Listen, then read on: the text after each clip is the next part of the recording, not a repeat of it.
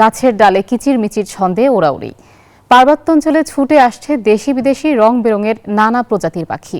সবুজ পাহাড়, বন জঙ্গলে অস্থায়ী নিরে ঠাঁই হয়েছে এসব পাখিদের। বন বিভাগ বলছে, অতিথি পাখিদের সুরক্ষায় সচেতনতা বৃদ্ধি করা হচ্ছে। ফাতেমা জান্নাত মুমুর তথ্যচিত্রে ডেস্ক রিপোর্ট। আকাশে যখন সন্ধ্যার গোধূলি রং, তখন কাপ্তাই হ্রদের পাশে দাঁড়িয়ে থাকা গাছগুলো অতিথি পাখির কলতানে মুখর।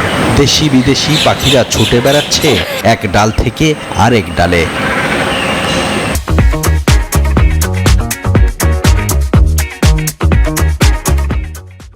মৌসুমী পাখি আর দেশীয় শালিক, টিয়া ও বাদুড়ের জন্য রাঙামাটি ডিসি বাংলো এলাকা যেন অভয়াশ্রম।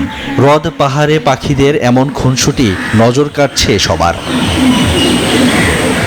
দেখা মিলছে বিদেশি ফ্লাইফেচার, জলকুট, পর্চাড, জললিপি, পাতারি, গার্নিগি, পাস্তামুখীদের সাথে যোগ দিয়েছে দেশীয় সরালি, ডাহুক, পানকৌড়ি, বক, বালিহাঁস সহ নানা প্রজাতির পাখি।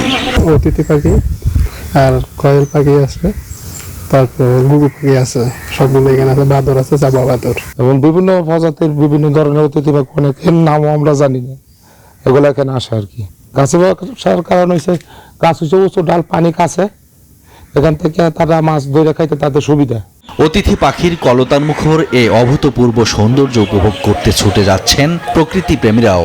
দেখতে তো ভালোই লাগে। এগুলা আসে বেসিক্যালি আপনার যখন শীতকাল আসে তখনই আসে।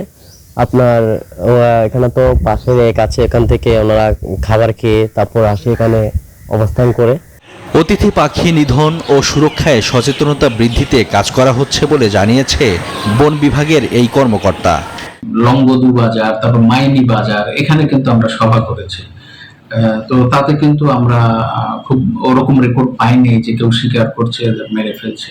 তো এবারও ওই যে শীত আসছে, আমরা ইনশাল্লাহ এবারও আমরা সেই কাজগুলো করব। শীত মৌসুম এলেই রাঙামাটির পাহাড় হ্রদে ছুটে আসে হাজারো অতিথি পাখি। Desk report, news 24।